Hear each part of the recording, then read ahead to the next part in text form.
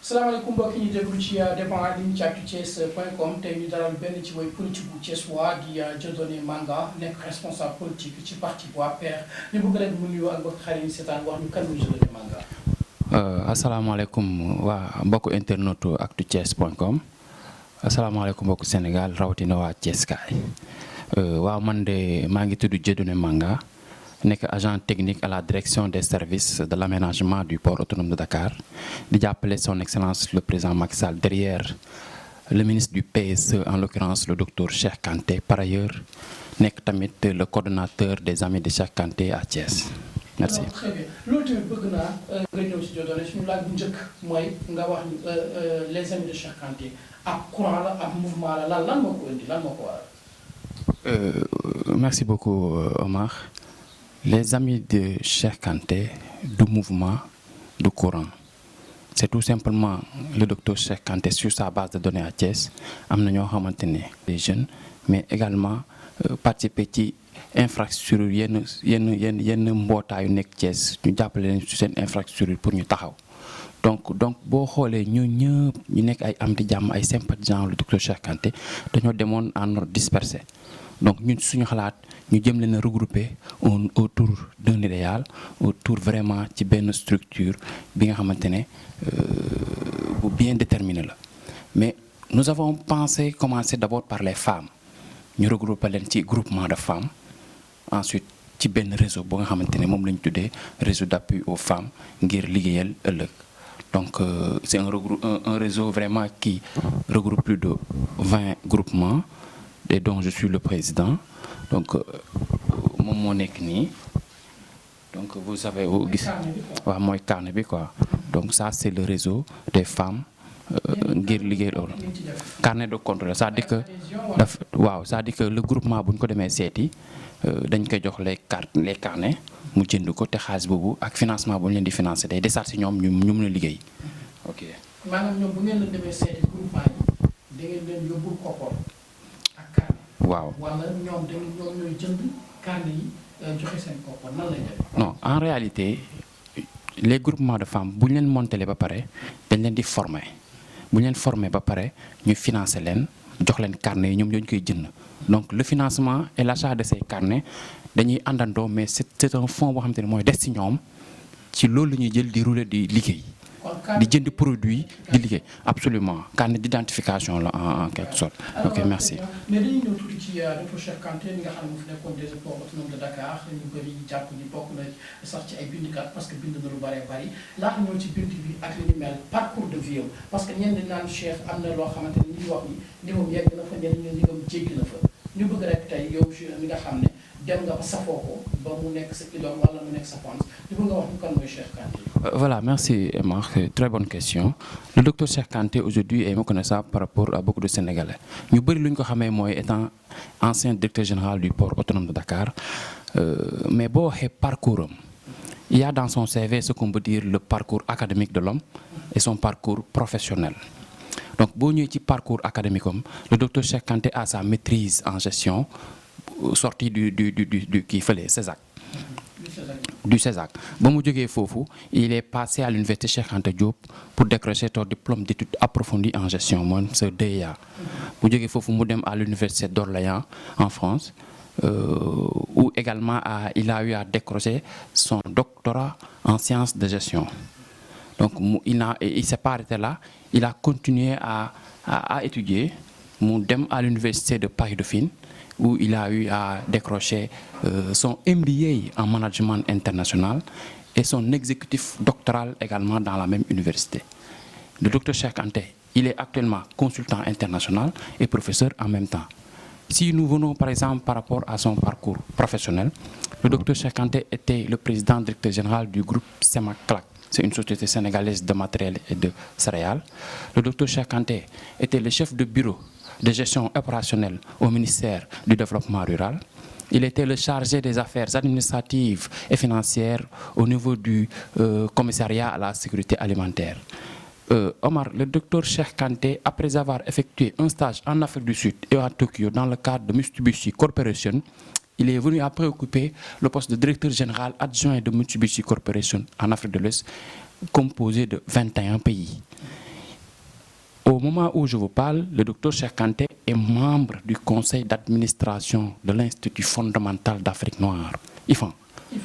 Donc depuis le 10 mai 2012 jusqu'au 12 septembre 2017, le président Macky Sall lui a renouvelé sa confiance en lui nommant directeur général du port autonome de Dakar. Et depuis ce jour, il est actuellement le ministre en charge du PSE auprès du président de la République.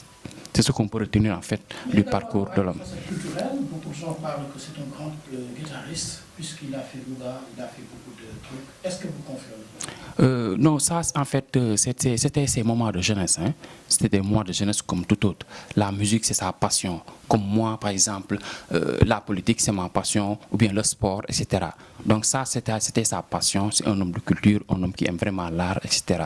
Donc, effectivement, nous confirmons que ça fait partie de ses passions également.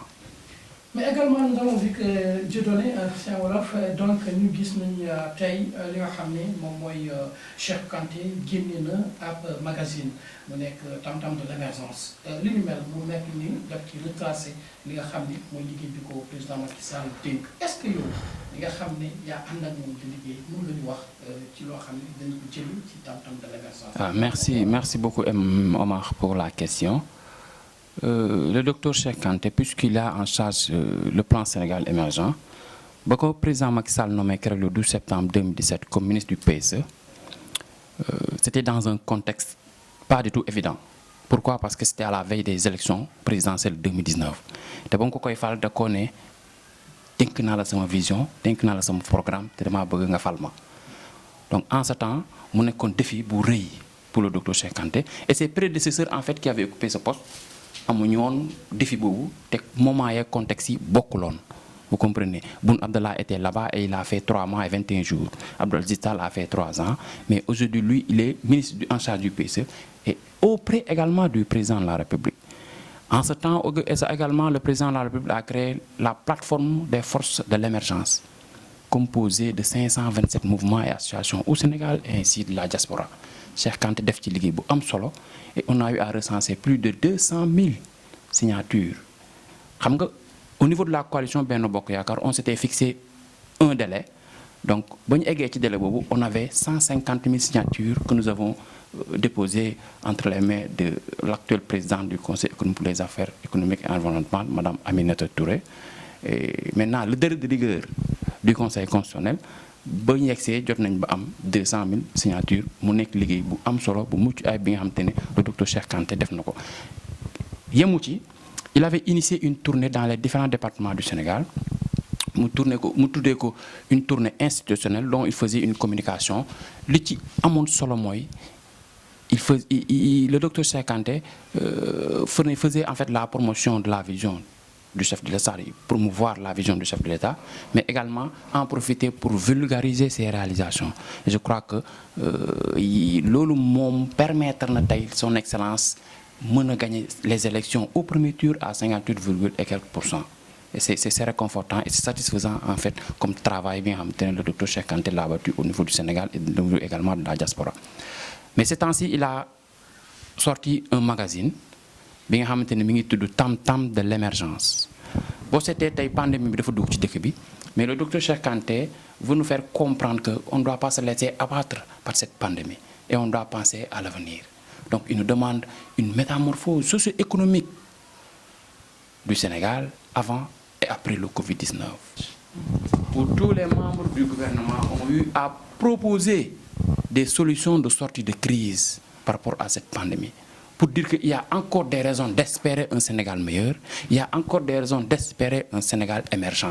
Et c'est toujours possible avec son Excellence le Président Macky Sall et avec également le docteur Cheikh Kanté en charge du suivi du Sénégal émergent.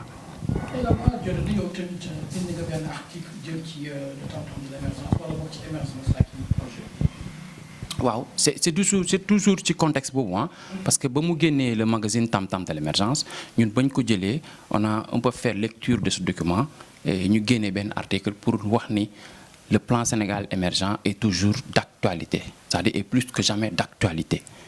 Donc lii luy jàll la rek mais le Sénégal fi nga xamante ne Macky Sall foo la ko teg sur les rampes de l'émergence dina continuer son petit bonhomme de chemin et du yàgg dara dinañ xam ne Sénégal dina génn ci mbas mi parce que nous faisons confiance à nos techniciens de la santé, de l'action sociale, mais nous faisons également confiance à son excellence le président Macky Sall. Benn exemple rek laa si joxe Omar ba mbas bi amee ba léegi déggoo ñu naan ceeb manqué na wala duulin manqué na wala dem naa marché wala boutique bi awma lii. Donc pour vous dire que ni le stock est toujours disponible, le marché est très bien approvisionné, donc il n'y a pas péril encore à la demeure.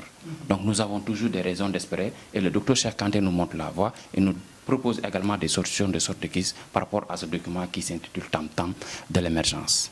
Alors très bien ginnaaw loolu Tam Tam de l'émergence est-ce que tey parce que gis nañu laata mbas mi di ñëw Dieudonné daan dem ci groupement yi di def ay activités.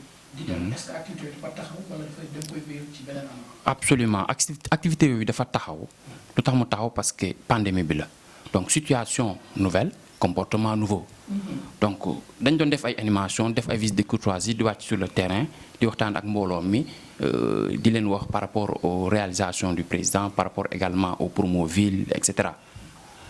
Mais puisque dafa am pandémie. Au niveau des membres des amis du docteur Cheikh Kanté dañoo dem maintenant nous allons faire des porte-à-porte. Omar boo seetee Sénégal dafa am différence entre famille ak ménage. Famille mooy papa yaay doom peut-être avec la bonne le gardien etc. Mais un ménage au Sénégal mooy ñu bokk njël. Donc di nga dugg ci kër gi nga xamante ne paa bi am na ñaari jabar doom yi màgg nañ indi nañ seen jabar ci kër gi donc boo seetee y a une forte concentration dans la maison. Donc voilà donc ñun ñu jàpp ni ñu nekk ci marché bi ñu nekk ci bureau yi ñu nekk ci yenn lieux publics yi te dañ koy tere ci kër yi lañ jógee te boo xoolee ci biir kër yi tamit surtout dans les ménages là distanciation sociale bi port de masque bi ak lavage des mains bi gars yi ñu ngi koy def mais des na donc ñun jàpp nañu war nañ dem defi porte à porte waxtaan ak ñoom ñu sensibiliser leen sur les gestes barrières mais au-delà les amis du docteur Cheikh Kanté aussi dañoo bëgg a def ay visites ci ay chefs d'entreprise des hommes politiques des personnalités influentes, des porteurs de voix, pour que nous puissions voir la nouvelle vision que propose le docteur Cheikh Kanté qui s'intitule Tam Tam de l'émergence.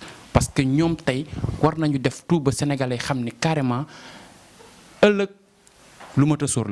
Macky Sall c'est un homme d'État, comme j'ai l'habitude de le dire. Un homme d'État, c'est quelqu'un qui passe aux générations futures. Nous devons pour sensibiliser la population, non seulement aux gestes barrières, mais également qu'il s'approprie de ce nouveau programme de son excellence le président Macky Sall via le Tam Tam de l'émergence du docteur Cheikh Kanté loolu moo war a nekk en fait taxawaay bu bees bi par rapport à cette pandémie. Voilà très bien suñu émission fi lañ koy tëjee. Le mot de la fin c'est de lancer un appel aux Sénégalais à ce que ñu respecter les gestes barrières. Le lavage des mains, le port obligatoire du masque, mais également la distanciation sociale. Bu loolu weesoo un autre appel aux acteurs politiques, aux responsables, à toutes les forces vives vraiment de ce pays, de fédérer leurs forces et leurs compétences autour de l'essentiel pour aller vers l'excellence. Aujourd'hui, l'essentiel c'est quoi? Le président nous propose un nouveau programme qui s'intitule Liggéeyal ëllëg. Donc nous tous, nous devons nous pencher sur ce nouveau programme et réfléchir vraiment sur des voies et moyens pour naka la ñu mën a def pour que ëllëg mu nekk ëllëgu ndaw ñi vraiment mais tamit mu nekk ëllëgu Sénégal bi nga xamante ne moom la ñu bëri nar a roy Sénégal de paix, Sénégal émergent. En tout cas maa ngi terminé di leen remercier yéen waa Actu Thiès via Omar vraiment yaa ngi def liggéey bu am solo on vous suit partout vraiment vos reportages et vos émissions di remercier mes collaborateurs dans le cadre vraiment des amis du docteur Cheikh Kanté di leen wax ni en fait le meilleur c'est à venir et que ñu jàpp daal. Pour terminer Omar, l'eau qui doit éteindre le feu n'a pas besoin d'être filtrée et le docteur Cheikh Kanté c'est la perception qui est devant et cela sera. Je vous remercie. Très bien mbokk yi xëy na suñu émission débat en ligne ci actuthies.com doon dalal Dieudonné Manga nekk tamit kenn ci les amis de Cheikh Kanté fii ci biir Thiès di leen jox di daje rek ci benn numéro incha allah.